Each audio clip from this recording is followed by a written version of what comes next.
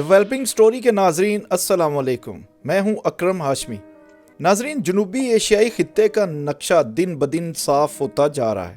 کون کس کے ساتھ ہے اور کون کس کے خلاف ہے، ایشیائی خطے میں ہونے والی اس بحث کو سمجھنے کے لیے اب زیادہ سوچ بچار کی ضرورت نہیں رہی۔ ایشیائی خطے میں روس، چین، پاکستان اور اب ایران یہ ایسی طاقت کے طور پر سامنے آ رہے ہیں کہ جن کے مقابلے میں امریکہ کی بھارت کے لیے بے جا حمایت بھی کام نہیں آئے گی۔ نریندر مودی کی وجہ سے بھارتی خارجہ پالیسی ناکام ہو کر رہ گئی ہے اور اس میں خاصی تبدیلی بھی آئی ہے، جس کا برملا اظہار بھارتی think tank observer research foundation کے دفاعی تجزیہ کار میجر جنرل ہرشا ککر بھی کر چکے ہیں۔ ہرشا ککر کہتے ہیں کہ عالمی طاقتوں کے مابین کشیدگی بڑھ رہی ہے اور اس کے اثرات بھارت پر بھی مرتب ہو رہے ہیں۔ روس اور امریکہ کے مابین خراب ہوتے تعلقات نے چینی روسی اتحاد کو مضبوط بنا دیا ہے۔ ککر کہتے ہیں کہ امریکی پابندیوں کے بعد روس نے چین کی طرف رخ کر لیا ہے۔ چین کے ذریعے روس کے پاکستان کے ساتھ تعاون اور بات چیت میں اضافہ ہو چکا ہے۔ پاکستان کے تعلقات روس کے ساتھ پہلے کی نسبت بہت اچھے ہو چکے ہیں۔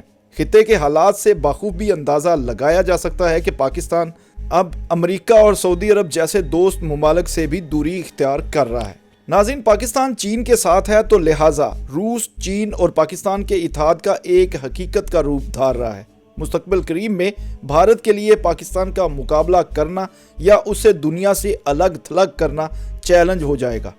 دوسری جانب پاکستان روس، چین کے ساتھ ساتھ اب ایران کے ساتھ بھی بہتر انداز میں آگے بڑھ رہا ہے۔ مستقبل کے نقشے کو دیکھتے ہوئے پاکستان، ایران اور سعودی عرب کو قریب کرنے کی کوششیں بھی ہو رہی ہیں۔ سعودی عرب اور ایران کے درمیان دوبارہ تعلقات کی بحالی اس کی واضح مثال ہے، جس کے لیے وزیر خارجہ شاہ محمود قریشی نے ایران اور سعودی عرب کے ہنگامی دورے بھی کیے تھے۔ اس کے ساتھ ساتھ روس کے ساتھ تعلقات کی بہتری کے لیے پاکستان اہم ترین معاہدوں کے علاوہ جنگی مشقیں بھی کر چکا ہے۔ ہر آنے والے دن کے ساتھ امریکی گرفت اس خطے پر ڈھیلی پڑتی جا رہی ہے۔ امریکہ چاہتا ہے کہ عرب ممالک ایران پر دباؤ بڑھائیں، لیکن عرب ممالک ایران کے خلاف کسی بھی طرح کی کارروائی نہیں کر سکتے، کیونکہ اس کا نقصان بھی عربوں کو ہونا ہے۔ ایک طرف UAE کی سیاحت اور معیشت متاثر ہوگی، جبکہ دوسری جانب سعودی عرب سیاحت اور معاشی خوشحالی کے لیے کئی اقدامات کر رہا ہے۔ سعودی عرب اپنا سافٹ اور سیاحتی امیج اجاگر کرنے کے لیے اقدامات کر رہا ہے تاکہ محمد بن سلمان کے ویژن 2030 کو عملی جامہ پہنایا جا سکے، جو کسی بھی صورت کارروائیوں سے ممکن نہیں ہے۔ ناظرین، اس کے ساتھ اب ایشیائی خطے میں نئی ڈیولپمنٹ ایران، روس اور چین کی جانب سے دیکھی جا رہی ہیں۔ ایرانی صدر ڈاکٹر ابراہیم کا دورہ روس گزشتہ روز ختم ہوا۔ اس دورے میں روس کے ساتھ 20 سالہ معاہدے کی توثیق کر لی گئی۔ تہران پر حملہ روس پر حملہ تصور ہوگا، کیونکہ روس کے تہران کے ساتھ معاشی اور اب دفاعی تعلقات کا نیا معاہدہ ہو چکا ہے۔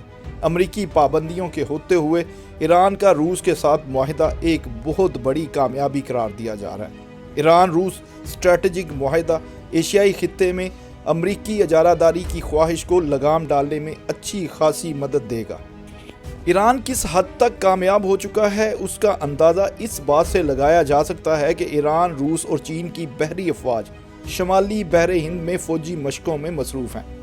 فوجی مشقوں میں ایرانی مسلح افواج اور پاسداران انقلاب شریک ہیں اور یہ 17,000 مربع کلومیٹر کے علاقے میں جاری ہیں۔ روس کے دورے سے واپسی پر ایرانی صدر ابراہیم رئیسی کا کہنا تھا کہ ان کے دورہ روس کے موقع پر باہمی سطح پر مالیاتی اور بینکاری لین دین کے بارے میں بھی بات چیت ہوئی اور اس بات پر اتفاق کیا گیا ہے کہ دونوں ممالک کو ڈالر کی بالادستی کے خاتمے کی سمت قدم بڑھانا ہوگا، قومی کرنسیوں میں معاملات طے کرنا ہوں گے۔